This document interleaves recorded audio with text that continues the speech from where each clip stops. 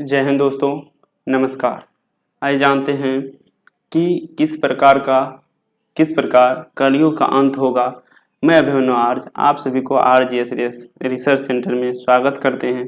दोस्तों, आप अगर हमारे चैनल को अभी तक सब्सक्राइब नहीं किए हैं तो प्लीज़ आपसे अनुरोध है कि आप हमारे चैनल को सब्सक्राइब कर लें, क्योंकि मैं बहुत सारा चैनल क्रिएट कर चुका हूं लेकिन किसी पे अच्छा से प्रोग्रेस नहीं आया है।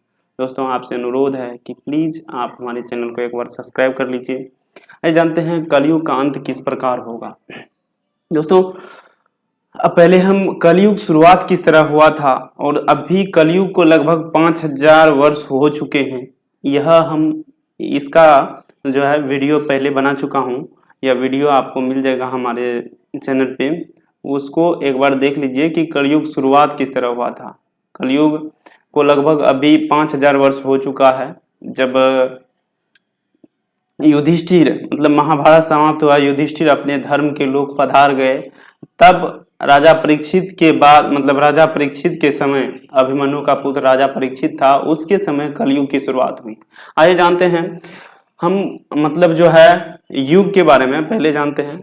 देखिए दोस्तों, जैसे आप लोग जानते हैं हमारे ग्रंथ और पुराण के अनुसार युग 4 होते हैं: सतयुग, त्रेता युग, द्वापर और कलयुग। कलयुग में जो लंबाई होती थी मनुष्य के लगभग 6 से 7 फुट की होती थी। उसके बाद त्रेता युग में 5 से 6 फुट, 6 से 7 फुट तक होती थी। द्वापर युग में 5 से 6 फुट। उसके बाद कलयुग अभी तो लगभग 5 से 6 फुट तक का आदमी होता है, लेकिन कलयुग के अंत तक लगभग 3 से 4 फुट के आदमी होने लगेंगे। दोस्तों, जानते हैं किस प्रकार होगा कलयुग का अंत। भागवत पुराण में लिखा है, जब सभी वेदों को छोड़कर मनुष्य संस्कार शून्य हो जाएंगे, तब ऐसे लोग सत्ता पे काबिज होंगे। ये सब के सब परले सिरे के झूठे, अधार्मिक और स्वल्प होंगे। स्वल्प दान यानी कि कम दान करने वाले होंगे।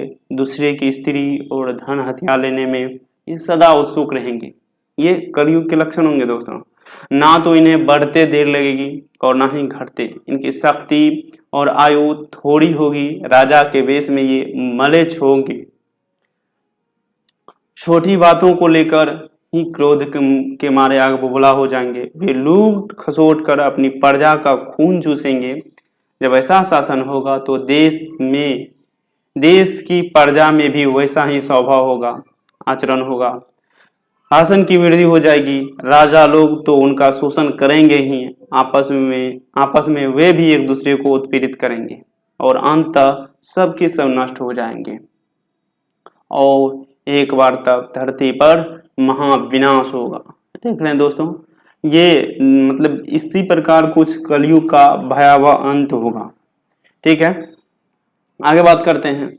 भविष्योत्तर पुराण में कहा गया है, ब्रह्मा जी ने कहा नारद जी से, भयंकर कलयुग के आने पर मनुष्य का आचरण दुष्ट हो जाएगा और योगी भी दुष्ट चित्त वाले होंगे। संसार में परस्पर विरोध फैल जाएगा और विशेषकर राजाओं में चरित्रहीनता आ जाएगी। देश और गांव-गांव में कष्ट बढ़ जाएंगे। संत जन दुखी होंगे। अपने धर्म को छोड़कर लोग दूसरे धर्म का आश्रय लेंगे। देवताओं का देवत्व भी नष्ट हो जाएगा और उनका आशीर्वाद भी नहीं रहेगा। मनुष्य की बुद्धि धर्म से विपरीत चलती जाएगी। उसके बाद महर्षि व्यास जी ने भी कलयुग के बारे में कल्पना किया है। और दोस्तों, ये कोई कल्पना ही नहीं है, सिर्फ ये जितने भी हमारे पुराण होंगे है, ग्रंथ है, ये एक तरह से मेरा इतिहास ही है। हिंदू धर्म का एक इतिहास है जो कि मतलब इस तरह के लोग थे, इस तरह हमारे पूर्वज हुए कि सब चीज भविष्य के बारे में लिख दिए। तब देखिए, वेदों का पालन कोई नहीं करेगा। कलयुग में विवाह को धर्म नहीं माना जाएगा। शिष्य गुरु के अधीन नहीं रहेंगे। पुत्र भी अपने धर्म का पालन नहीं करेंगे। कोई भी किसी भी कुल में पैदा क्यों न हुआ हो, जो बलवान होगा वही कलयुग में सबका स्वामी कहलाएगा। सभी वर्णों के लोग कन्या बेच कर विवाह करेंगे। कलयुग में जो भी किसी का वचन होगा वही शास्त्र माना जाएगा। कलयुग में थोड़े से धन में मनुष्य को घमंड आ जाएगा। स्त्रियां अपने केशों पर ही रूपवती होने का गर्व करेगी। कलयुग में स्त्रियां धनहीन पति को त्याग देगी। जिसके पास धन नहीं रहेगा वो अपने पति को त्याग करके धनवान पुरुष के पास चले जाएंगे। प्रभुता वाले मतलब जो कि धनवान होंगे वही स्वामी कहलाएंगे। द्रव्य राशि घर बनाने में ही समाप्त हो जाएगी और मतलब ये बुद्धि धन संग्रह में ही लगी रहेगी, सारा धन उपभोग में ही समाप्त हो जाएगा। कलयुग की स्त्रियां अपनी इच्छा के अनुसार आचरण करेगी, हाव भाव विलास में ही उनका मन लगा रहेगा। अन्याय से धन पैदा करने वाले पुरुषों में उनकी आसक्ति होगी। कलयुग में ये लोग सदा सबके लिए समानता का दावा करेंगे। कलयुग की प्रजा बाढ़ और सूखे के भय से व्याकुल रहेगी। सबके नेत्र आकाश की ओर लगे रहेंगे। वर्षा न होने से मनुष्य तपस्वी लोगों की तरह फल फूल पत्ते खाकर अपना मतलब जीवन यापन करेंगे। कितने आदमी तो भूखे के कारण आत्महत्या भी कर लेंगे। कलयुग में सदा अकाल ही पड़ता रहेगा। सब लोग हमेशा किसी न किसी कलेशों से घिरे रहेंगे।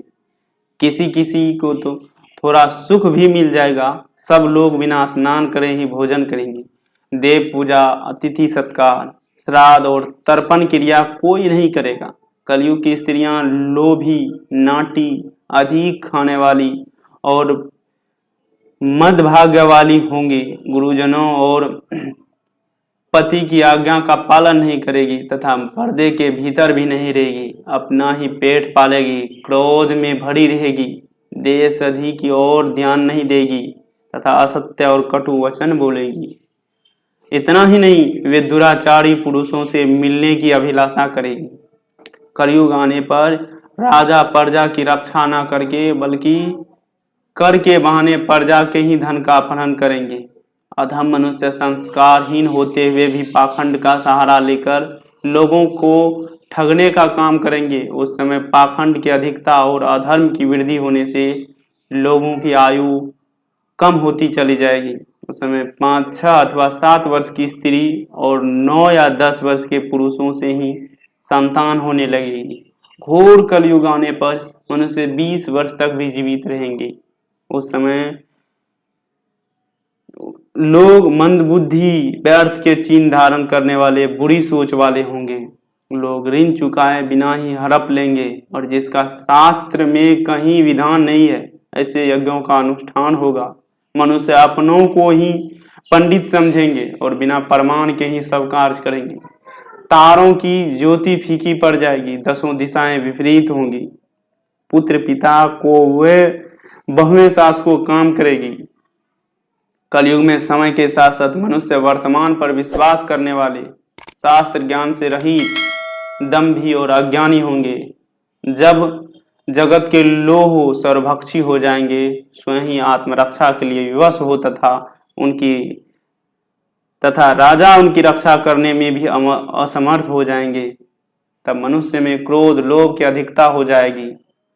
श्रीमद् भागवत में द्वादश के स्कंद में कलयुग के धर्म के अंतर्गत श्री सुखदेव जी परीक्षित जी से कहते हैं कि ज्यों ज्यों घोर कलयुग आता जाएगा त्यों त्यों उत्तरोत्तर धर्म, सत्य, पवित्रता, क्षमा, दया, आयु, बल और स्मरण शक्ति का लोप होता जाएगा। कलयुग के अंत के समय बड़े बड़े भयंकर युद्ध होंगे।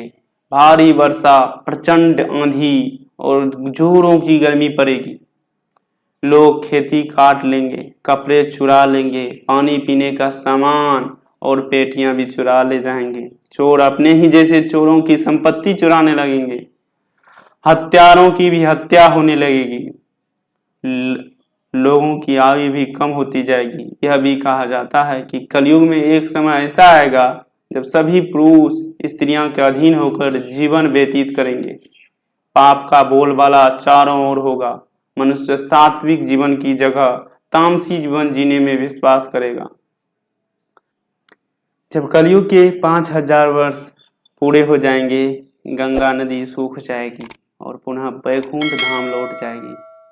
जब कलयुग के 10,000 वर्ष हो जाएंगे तब सभी देवी देवता पृथ्वी छोड़कर अपने धाम लौट जाएंगे। इंसान पूजन, कर्म, व्रत, उपवास और सभी धार्मिक काम करना बंद कर देंगे। एक समय ऐसा आएगा कि जमीन से अन्न उपजना बंद हो जाएगा और पृथ्वी जलमग्न हो जाएगी। इसके बाद कलयुग के अंत में जिस समय कल की अवतार अवतरित होंगे उस समय मनुष्य की परम आयु 20 से 30 वर्ष होगी। जिस समय कल की अवतार आएंगे तब मनुष्य की लंबाई काफी घट चुकी होगी। जय हिंद दोस्तों। ठीक है दोस्तों, अगर आपको अच्छा लगा तो हमारे चैनल को प्लीज़ सब्सक्राइब कर लीजिए। हम करंट से जुड़ी और नए नए इतिहास सब के बारे में बढ़िया से शोध करके आपके पास नए नए कंटेंट लाते रहेंगे। आपसे अनुरोध है कि प्लीज़ आप हमारे चैनल को सब्सक्राइब कर लीजिए। धन्यवाद।